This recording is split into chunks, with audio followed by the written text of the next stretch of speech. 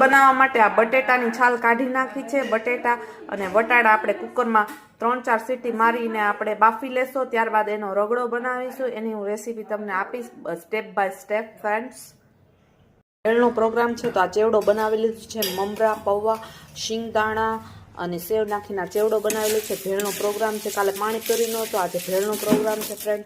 ત્યારબાદ આ રગડો બનાવી લીધો છે. વટાણા બટેટા વાળો ફ્રેશ, અત્યારના વટાણા સિઝનમાં છે એટલા માટે વટાણા બટેટાનો રગડો બનાવેલો છે. ત્યારબાદ આ ટમેટા કટ કરી લીધા છે ભેળ બનાવવા માટે. કાંદા કટ કર્યા છે. પછી ફ્રેન્ડ આ ચટણી છે, આ લસણની ચટણી બનાવેલી છે એકદમ સ્પાઇસી તીખી. ત્યારબાદ ફ્રેન્ડ આ પુદીનાનું પાણી છે. ત્યારબાદ આ ગોળ આમલીનું પાણી છે. ત્યારબાદ આ કોથમીરની ચટણી છે.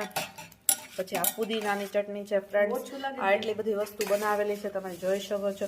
અત્યારના ભેળ બની ગઈ છે, તમે જોઈ શકો છો. જો વધારે રગડો નાખો તો આપણે નાખી શકીએ છીએ. એટલી બધી વસ્તુ બનાવેલી છે.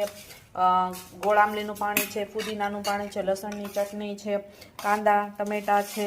ત્યારબાદ આ કોથમીરની ચટણી છે, પુદીનાની ચટણી છે. બે અલગ છે ફ્રેન્ડ્સ, કોથમીર ને પુદીનાની ચટણી. અને ફ્રેન્ડ્સ આ ચેવડો બનાવેલો છે અને આ રગડો છે. ફ્રેન્ડ્સ, આ બીજી ડીશ પણ બની રહી છે, તમે જોઈ શકો છો. રગડો નાખ્યું, ટમેટા કાંદા નાખ્યા અને ફ્રેન્ડ્સ ત્યારબાદ બધી ચટણી નાખવાની.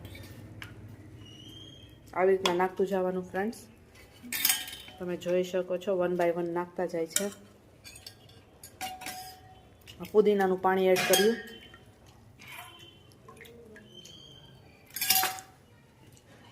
બનાવવા માટે સૌથી પહેલા ચેવડો લઈ લેવાનો.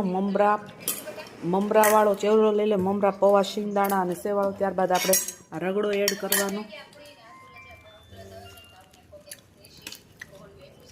ત્યારબાદ ફ્રેન્ડ્સ ટમેટા એડ કરવાના. ત્યારબાદ ફ્રેન્ડ્સ ઓનિયન એડ કરવાના. ત્યારબાદ ફ્રેન્ડ્સ બધી ચટણી એડ કરવાની. તો આ સૌથી પહેલાં લસણની ચટણી. ત્યારબાદ આ કોથમરીની ચટણી એડ કરવાની. ત્યારબાદ પુદીનાની ચટણી એડ કરવાની. ત્યારબાદ ફ્રેન્ડ્સ પુદીનાનું પાણી એડ કરવાનું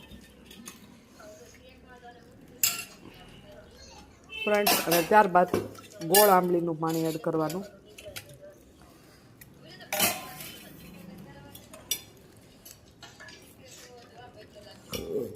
તમને જે પાણી વધારે ભાવતું હોય એ વધારે એડ કરી શકો. ત્યારબાદ ફ્રેન્ડ્સ આવી રીતના હાથથી મિક્સ કરી દેવાનું.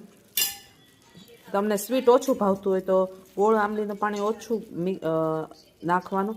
અને તમને તીખું ભાવતું હોય તો તમારે પુદીનાનું પાણી એડ કરવાનું.